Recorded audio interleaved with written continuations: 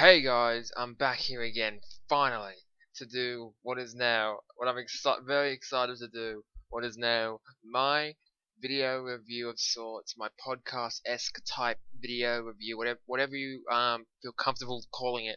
I'm here now to pretty much give you my review for Star Wars Episode 7, The Force Awakens, which just opened in cinemas in Australia today.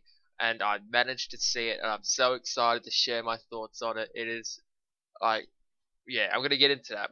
I think my emotions right now of how my expressions of talking give you a brief kind of indication of what I'm about to say. But I will say, surely, don't worry, don't you worry. I'm gonna start spoiler free and mention some things I really liked about the film, what I didn't maybe like, what I didn't like about the film maybe, and then I'm gonna get into stuff spoilers, and I will definitely mention when I get into spoilers. So don't worry. I'll do a countdown to when I get into it and give you the chance to quit off the video and escape if you are yet to see the movie. And I highly recommend that you see this movie before you look at any spoilers, because this is a trip of a lifetime, and that pretty much kicks off my review right there. Right there, I will say from the opening opening crawl for this movie.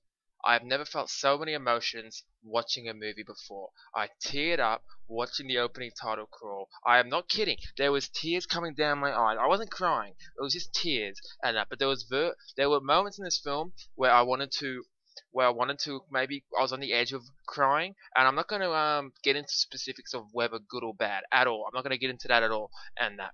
But I will say about the title crawl, I was tearing up about the opening title crawl, which probably most big Star Wars fans will, because of the sentimental value and whatnot. But yeah, mainly I'm going to get into the performances and characters and whatnot. Mainly I'll quickly breeze over the old characters returning and the old actors returning, which we have Harrison Ford coming back to play Han Solo and whatnot. So Harrison Ford's back as Han Solo, which is exciting and everything, and lots of fans are excited for it. I was excited for it, and watching this film, he's looking like is having a lot of fun with it. He's really good in this film, and as you would expect, you would expect that, and he does a very fine job. And his dialogue of Chewbacca is just what you wanted it to be, and it sucks you right back into the universe, and it's so well done and whatnot, and that's really great. I'm not going to get into Luke too much, so. Maybe spoilers I will, but right now no. I'm not getting into Luke right now. Carrie Fisher's Leia, I thought she was very good. I liked her kind of role as the general in this film. I don't think that's a spoiler to say. I believe that was confirmed prior to this. She's a general in this film, and I very much liked how she served that general role in the Resistance, and that because you have the Resistance now, who are the new evolution of the Rebel Alliance, and you have the First Order, which I should mention are the new evolution of the Empire, or yeah, the Imperial Empire, I guess you could say, and that, and so you have that, and I should really mention as well. I should really mention that the new characters in the film, and that because I really want to get into the new characters. One of my favorite aspects about the film is how damn likable all these new characters are, and that's when it comes to the protagonistic kind of new characters, if you get what I mean. And that, so we have Daisy Ridley as Rey, who I very much like. She's probably my favorite new character in the movie. In this kind of in Star Wars, in this movie, I guess you could say, and that she's a great character. I know some were kind of skeptical with her acting in the past and everything, but she kills it. She's wonderful in this film. She reminds me of Mark Hamill in the original Star Wars, of how she her get up and how you saw from the trailers with her in the desert on Jakku, on the planet Jakku. So I very much like that. Very very nice homage to the originals, which I'll mention a little bit more into this review. And that's I very much like that. John Boyega, who played Finn, and that who I don't want to get into too much. I know there's been some stuff confirmed prior to the film, but I don't really want to get into it too much, because I really want you to have this kind of trip of a lifetime experience, and that. But I will say I very much like Finn. I thought he was a very fun character, and added a very kind of nice. He was very added some nice comedic relief to the film. One side of it, but he did have his serious moments too. But he just had he was. You know what I mean? Like, he's just a character who can have that comedic edge, and he has a very good comedic side when it comes to it, and they can use him for the more funny and light-hearted scenes, and I very much like that. But he was very well acted. John Boyega is a great actor, and he did a fine job in this role. Oscar Isaac as Poe Dameron, honestly, I didn't know what to expect from him because we weren't seeing much from him in the trailer. For the most part, the only shots of him in the trailer we got was him in the X-Wing screams like "Yeah!" and it's like "Woo!" You know what I mean? It's like "Woo!" And it's like he's so excited, flying the X-Wing in the trailers and everything. So I didn't know what to really expect. I knew Oscar Isaac is a highly acclaimed actor. There's a lot of buzz around him. He's really coming up in the ranks. He's a great actor and everything, but I haven't been really familiar with him. I watch him in this film.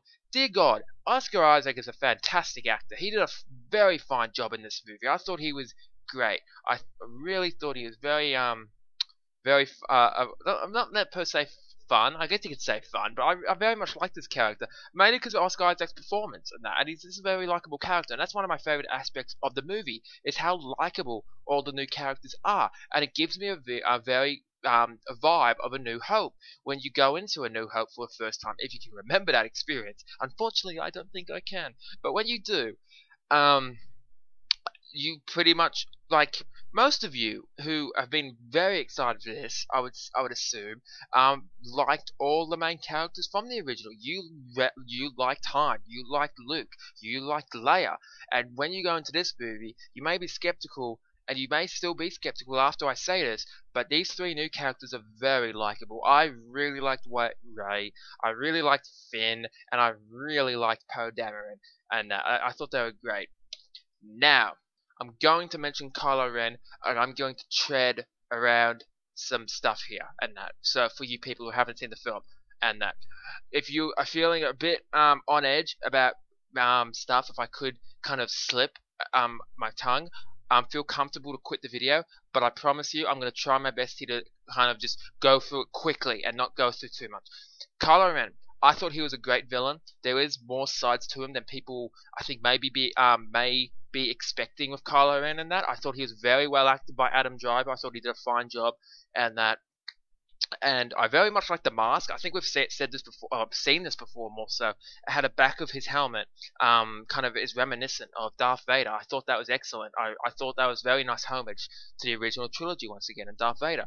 And his kind of obsession with Vader, which we've seen from the trailers and such. His obsession with Vader, his love for Vader. He's like a fangirl of Vader, pretty much, in a kind of certain extent. And that's really interesting to me. I thought that was really kind of intriguing from the trailers. And that's kind of all I'll mention about Kylo Ren. I'm not going to get into anything else with him, other than he was well acted, and there's more sides to him than some may be expecting. Now, some may expect a really layered villain, and I think that's what you're going to get. I hope, and I hope you're going to get more layers to this villain that you may be expecting. That's what I'm hoping. But I'm going to move on from Kylo Ren because I don't want to say too much. Now, moving on from Kylo Ren, let's go on to the other characters briefly. Okay, the other characters briefly, without mentioning too much. Okay, Lupita Nyong'o, who plays, we see her on the poster actually, brief, kind of in the little character on the poster. She plays a motion capture character known as Maz Kanata, who is can I get into, look, she is a kind of look, okay, I'm not going to get into it too much because I'm not sure how much has been revealed, and I really want you to get into this film without knowing too much, if that, for obvious reasons. If you're a huge Star Wars fan, you're watching this and that, or listening to this more so, and so I'm not going to get into too much, other than the fact then that I did like her character. At first, I'm kind of worried when you look to see her motion capture. She may be a little bit annoying-esque or look annoying kind of, but no, I liked her character. She was fine. I thought she was good. Now I'm going to mention everyone has been talking about him throughout. Not even all since they've announced the castings for this movie and since they've announced the character names for this movie, and since that first teaser trailer came out for this movie. Andy Serkis as Supreme Leader Snoke. I know a lot of people have been talking about this and whatnot. It's a high talking point. I'm barely going to say anything about him other than the fact that he looks great. I think he's motion capture, I believe. He's at least CG-ish, I guess you could say. He looks great, and that's all I'm going to say. That's all I'm going to say about him. He looks great, and that I'm not going to get into anything else. In the spoiler section, I will, and I will mention spoilers later on in this review. and whatnot. So moving on from that, we have Domhnall Gleeson, who plays General Hux, who's pretty much like Grand Moff Tarkin type character in this film, who I very much liked. I very much liked um, General Hux. I thought he was very militaristic and very kind of intimidating, and I liked it because once again he gave me a very vibe of the original trilogy, and I thought he was great, and I very much liked him. Going off him, you have like I don't know, C3PO and Chewbacca. I thought, yeah, they were great, I guess. Yeah, like what do you expect? C3PO, yeah. Chewbacca, yeah, and everything, and yeah. So you have them and everything like that. So I very much liked that. I liked all the performances. Anything else I'm kind of mentioning? The villains, Kylo Ren, I kind of touched on. Oh, Captain Phasma, Gwendolyn Christie. Yes. I don't want to touch on her too much, other than the fact that she looks cool from what you saw in the trailers, and yeah, she looks cool. Is there anything else I want to say in the non-spoiler section? I'll get into it more in the spoilers and whatnot when it comes down to it, and everything. If that is that fine? Yeah, I think that should be fine. And what do we call it? Moving on from that, okay. Now, I'm going to get into now the original trilogy vibe, which I kind of mentioned a few times in this. It had a very nice vibe with the original trilogy, but it also, as well as that, not only did it have a very nice vibe and knew what it was doing when it came kind of like feeling like the original trilogy, it also felt like its own thing at the same time, which I very much did enjoy. I very much liked that and everything, because I didn't want it to look, us Star Wars fans, if you're a Star Wars fan, we love the Star Wars original trilogy for the most part, and that most of us do, and that we love it, and we loved how we were revisiting these characters in a sequel to the original trilogy and everything. But I didn't want it to feel. I wanted to experience something new, if you get what I mean. And that's what we kind of got. But we also got an original trilogy vibe as well. So it was nods to the originals as well as it feeling like its own thing at the same time, if that makes sense. And a lot of that goes to J.J. Abrams' direction, which is fantastic. He does a fantastic job, and also the visuals. And going back to J.J. Abrams' direction, a lot of people were worried it would feel too much like Star Trek, but no. There was a distinct difference with how J.J. Abrams has directed this film and how he directed Star Trek. I did see the 2009 Star Trek and Star Trek Into Darkness. There was a distinct difference between the two, and J.J. Abrams knows his shit when it comes to directing this film. He was on his ball. He was on it, and he managed to pull it off. And he made and he could see the distinct difference between what is Star Trek and what is Star Wars.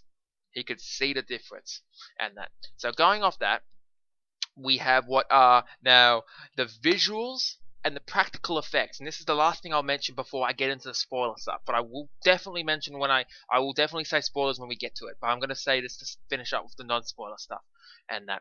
So the visuals and practical effects. So the visuals. Fantastic. What do you expect? This film has a $200 million budget, so they're pretty much Disney are going to go all out with it, and it was superb. It looks fantastic and everything. Everything was beautiful, beautifully done, beautiful environments, beautiful cinematography, and that's when the practical effects come into it, and you had the practical sets, and you had them filming in places like Abu Dhabi and the desert and stuff like this. It looked beautiful. Beautiful, just like I said, beautiful cinematography. It was all done well. So much heart and soul put into it. I loved how the practical effects were interpreted because it made kind of the original trilogy vibe. It added to that as well, which was very, very nice. And I thought that was great.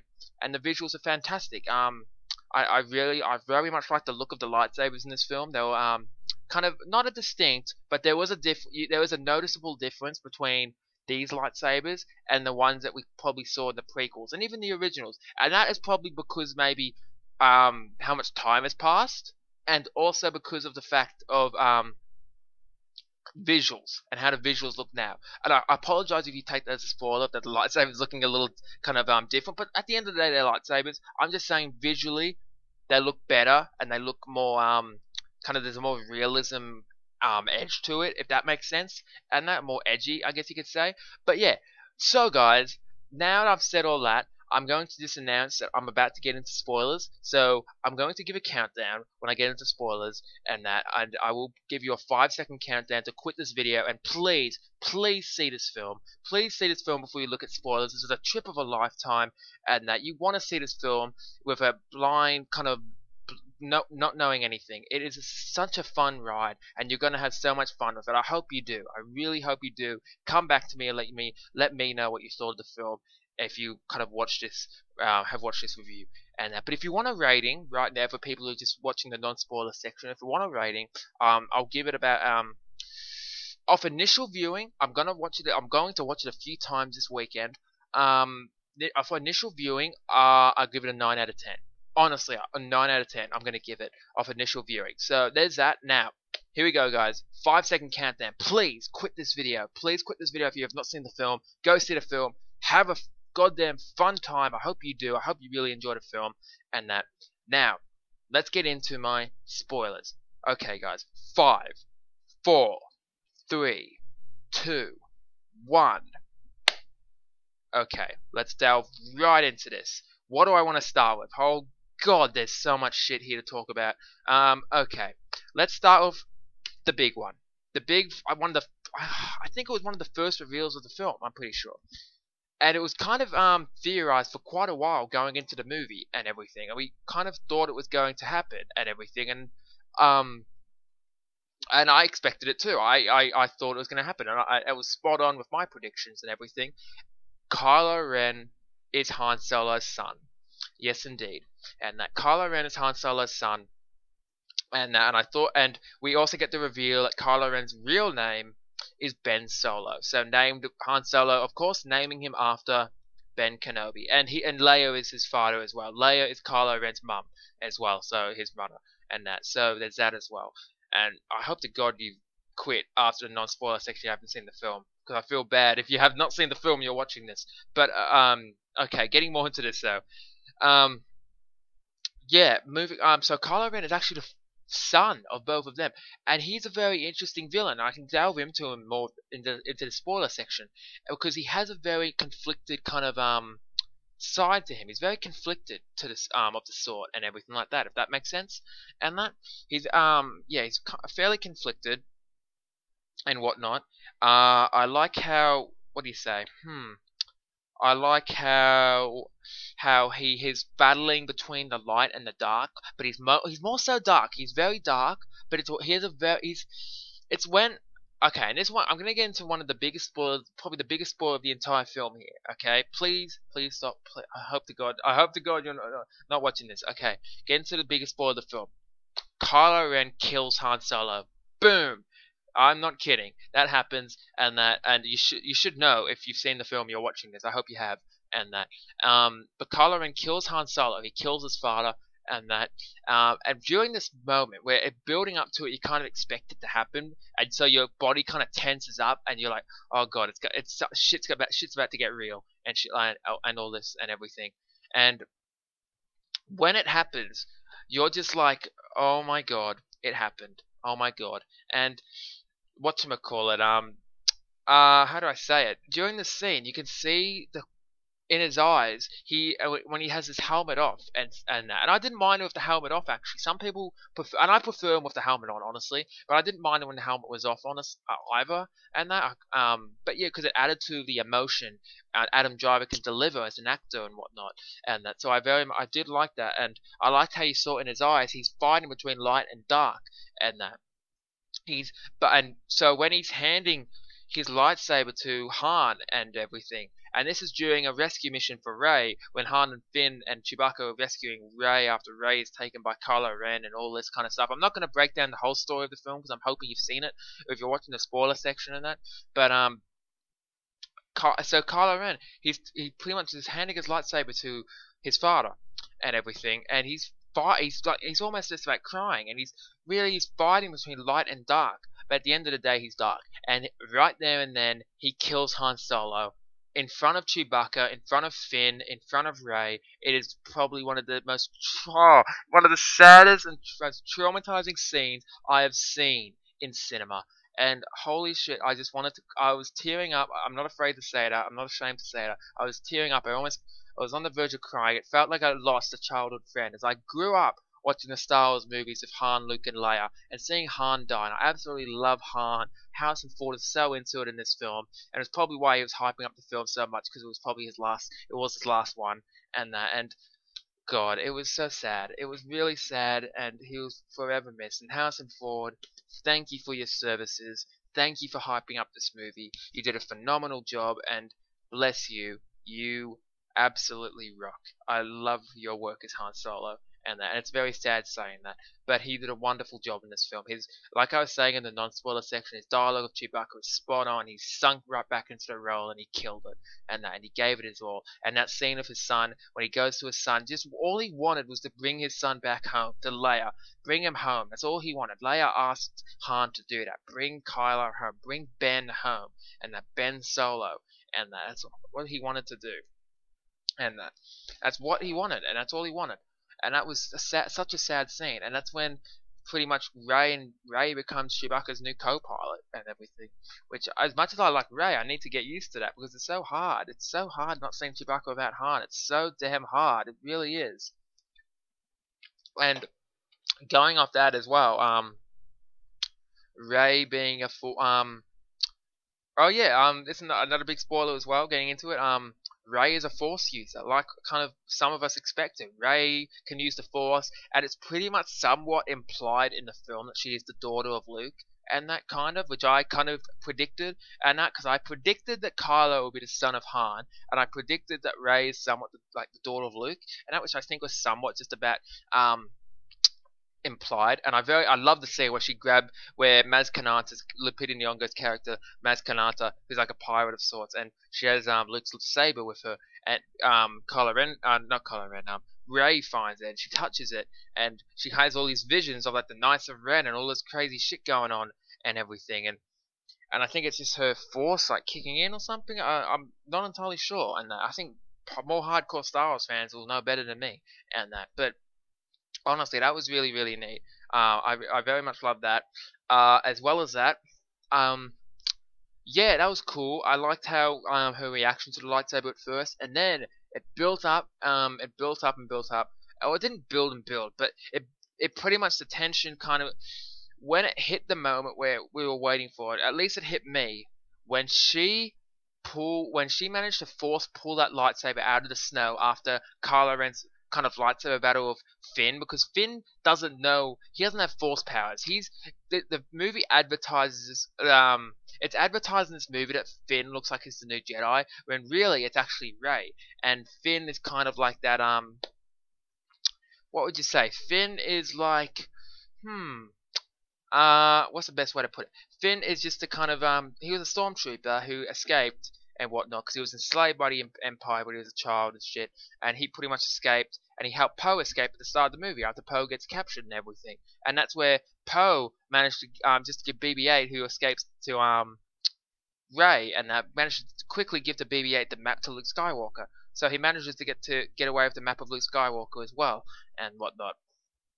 And so that's one of the biggest plots for the movie, is the kind of this map, their map they're putting together to find Luke Skywalker, but at the same time Kylo Ren is hunting down the map as he wants to find the location of Luke, and that because Luke is going into hiding because Kylo is actually one of his apprentices after he started to train Jedi, and it turned to shit, and Ben Solo became Kylo Ren, and is now obsessed with Darth Vader, his grandfather, pretty much, and dear God, it's pretty brutal, or not brutal, but it's just dark and everything, and I loved how it kind of getting back on Boyega and that and everything. He only used the lightsaber because of the fact that he there was no like he didn't have a weapon. It's like, and he just gets handed it, and he has to pretty much fight with it, which is kind of cool, I guess. And yeah, and I liked how he had that kind of brief fight with Kylo Ren, and during that fight you can kind of see Kylo Ren is the greatest of when it comes to lightsaber battles. He ain't the greatest in that. He ain't that good. He needs some more training from Snoke, and that's another thing as well. Snoke's pretty much his master of sorts. I guess Snoke is the one who lured Ben or Kylo Ren to the dark side and everything. And even though Kylo Ren is technically not a Sith, if that makes sense, so there's that. And I love the scene as I was just getting around everything, getting to it, and I love the scene where it pulled out of the snow, and it goes past Kylo Ren, and you kind of expected it, but it was so damn good. And the lightsaber flies into Rey's hands, and Rey turns on the lightsaber, and they go at it. Oh my god, Rey versus Kylo Ren, and I almost want to say Rey Skywalker versus Kylo Ren, because I almost think she it's pretty much like I'll leave you for the side and everything, but yeah, I love the fight between them in the snowy forest. It was so edgy. It was so kind of brutal as dark, and that there was a lot of tension and emotion around it and everything, and that it didn't feel very you didn't feel the choreography kind of with it, if that makes sense. I think I mispronounced that, but sorry about that. But as I was mentioning in my prequel reviews, one of the problems with them is the lightsaber battles. As cool as they are, as fun as they are, you kind of can read the choreography when it comes to like 1, 2, jump back, 1, 2, crouch, 1, 2, jump to the side. You can kind of see it. With this one, they're just going at it. They're just going in it. The lightsabers look really cool. I love how the sparks are flying off the sabers, like they're unstable, and that especially Kylo Ren's, which is not it's not well made, honestly. It's not a very well made saber, but it's efficient enough to pretty much kind of hold his own kind of in a lightsaber battle. He's not that great either when it comes to it, and that's when we see Rey pretty much take him on, and she pretty much wins the fight. And one of my favorite things about the film is Kylo Ren is still alive by the end of the film. I absolutely love that. I'm so glad Kylo Ren did not die, and he did not get Darth Mauled, and that is so great, and that I love that and whatnot. But whatchamacallit, what else is this to say? I loved having the shots in the trail of the Millennium Falcon. It turned out that was Rey, and kind of Rey piloting it and whatnot when they're escaping from the Empire of BB-8 after they have the droid with the map and everything like that, which I very much like. I love the scene with Han and Chewbacca get on the Millennium Falcon and Chewie, we're home, and all this. I love that. And the fight at the end was fantastic in the snowy forest. I thought it was just about as good as some of the prequel fights, honestly. As much as people think, oh yeah, look how well choreographed that. It's like, yeah, they're well choreographed, but they feel too choreographed, too noticeable. When this is really just going at it, feels really brutal and feels like the edge to it and everything.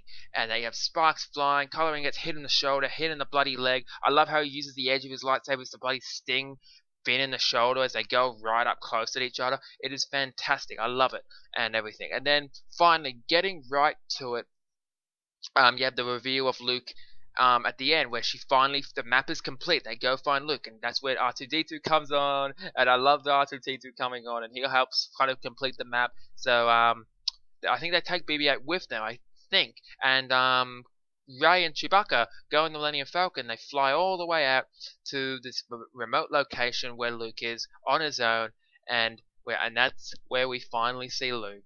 And the end of the film is just Rey handing out Luke's lightsaber to give it to him, and he's just looking at her, and she's just handing it out, and it just ends. And I love that ending. It opens up what is going to happen next, and Kylo Ren is still alive. Han is dead. And her goodbye to Finn was he was like unconscious after freaking Kylo Ren fucked him up. I apologize for that. I apologize for my language there, but he pretty much messed him up and whatnot. And it was crazy. I'm so into it and everything, and I was so into it. Maybe a couple of the negatives I will mention, and that with some of the characters will probably could have been used better, and like such as Captain Phasma, and that is one of the character in particular I thought could be used better. And I still think there's more to the staff, and that I'm not going to say that's a negative at all. This is more so what I think there's more to. But my biggest negative of the film was probably they could have done more of Captain Phasma. I thought that was a slight disappointment. And there's probably other disappointments and flaws in there, and I'll probably get into that more when I do a full-on discussion video with friends. But right now, this is my initial kind of reaction, kind of review after watching it for the first time today. But yeah, that's pretty much it. I loved kind of how Snoke looked, how his look and everything. I think there's more to Rey's staff than there was kind of implied in the film. I just think there's more to it. They didn't really get into it in this film like we were all expecting it. It was like in every single shot in the posters and trailers with her, just about. But they didn't get into it that much, which I found maybe disappointing. I don't know, because it wasn't like I don't know. I think we're gonna get into it more though.